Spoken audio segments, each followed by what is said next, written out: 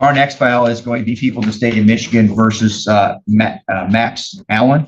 We are here today for sentencing on a single offense of assault, resist, obstruct a police officer. Let's turn over to allocution. Ms. Dahl.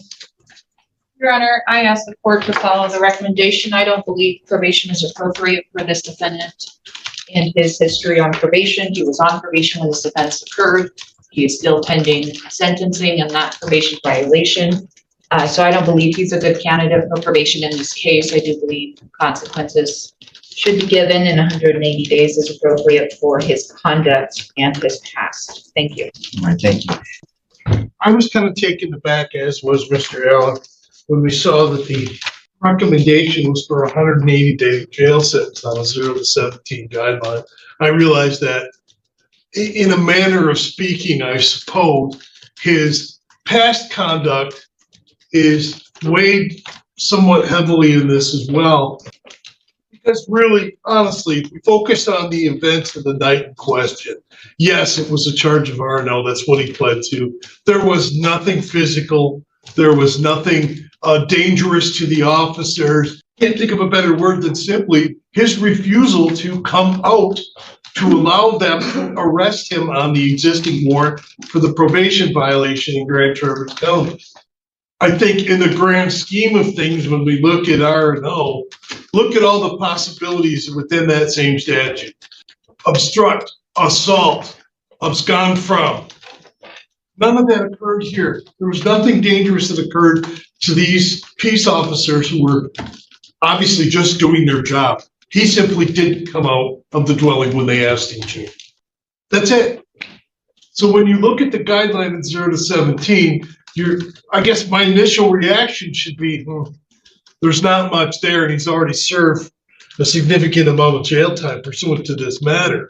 For some reason, I believe there's an overemphasis here trying to make this situation, I could be accused of minimizing it, but I don't think so. I think I'm faithfully reciting the content of the narrative into something more dangerous and more substantial than it really is or ought to be. Was it the way we would have him conduct? No, of course not. Of course there should be a sanction. But 180 days seems like a very strident recommendation under those same facts and circumstances when you boil it all down. We understand he doesn't avail himself of the presumption of no jail here, perhaps, due to the fact, maybe plain and simple, that he was on probation at the time this occurred. That alone, I believe, would provide sufficient good cause for the court to impose a jail sentence. And I would say the court, in reality, probably should, but that jail sentence should be time served and no more. Thank you. No? I think I already made my argument. Sorry. I've been going back and forth today trying to mix it up. Thank you. Sorry about that. Mr. Allen, you have the right to make a statement if you choose. Anything you wish to say? I think my attorney covered it greatly. There was no violence. There was no lewd actions, no disrespectful terms said, and it was a simple refusal of exiting the building. Thank you. All right.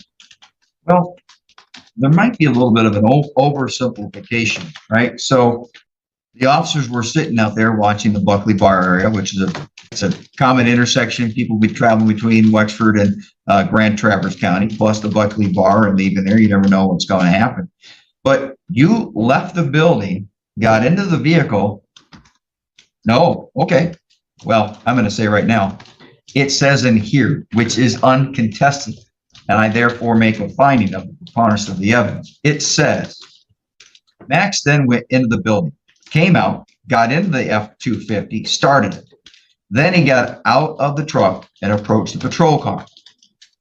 When Max was in the middle of the alley, both deputies got out of the patrol car and started speaking with Max while walking towards him. Deputies informed Max that he had a warrant for his arrest, and that is when he turned and began to run back towards the building. Deputies began to run towards Max and gave him loud verbal commands that they were police and he needed to stop. Max refused to stop, ran into the building, closed the doors behind him. He needed to exit the business and come out with them due to his warrant, but Max refused. He stated he did not have a warrant and he was not going with them. Deputy Ramirez informed Max that he didn't exit the building and follow their commands, he would get charged with resisting and obstructing. Max stated he didn't care.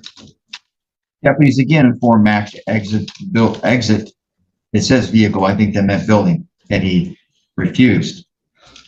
And that Ford F-50 250 he was driving had improper plates, improper registration plates because it belonged to another vehicle. So the defendant, who back in 2024 had been on bond for, actually in 2024, he had a resisting arrest. It was reduced to a disturbing the peace up in Grand Traverse County. Then, about 5 months later, he picked up a drivable license suspended. Now, not a big crime according to most people, but that means that this defendant knows he's not supposed to drive a car. By the way, as a driving license suspended second, and yet he doesn't care because he'll do what he wants when he thinks he can get away with it. And then, shortly after that, actually, and he's driving without insurance.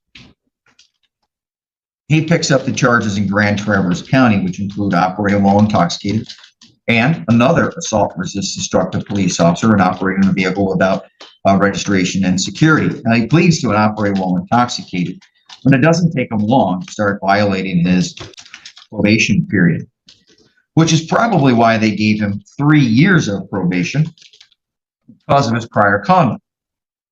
Sure enough, he went back to his old ways and had some probation violations.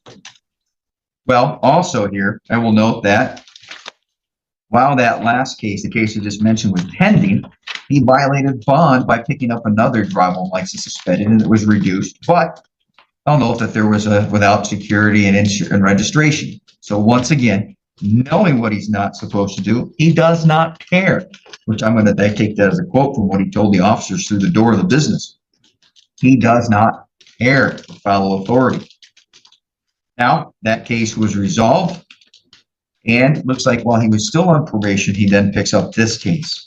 And I'm going to highlight the defendant drove a vehicle that was unlawfully registered to another vehicle, had plates on it, so he could go to the bar, and then when he saw the cops, he ran inside. So if you don't like what I'm saying, I'm going to tell you, this is what's in the report, and you did not challenge it. And you're shifting around, and your grumpiness underneath your voice only hurts you. And I'm going to make sure it does.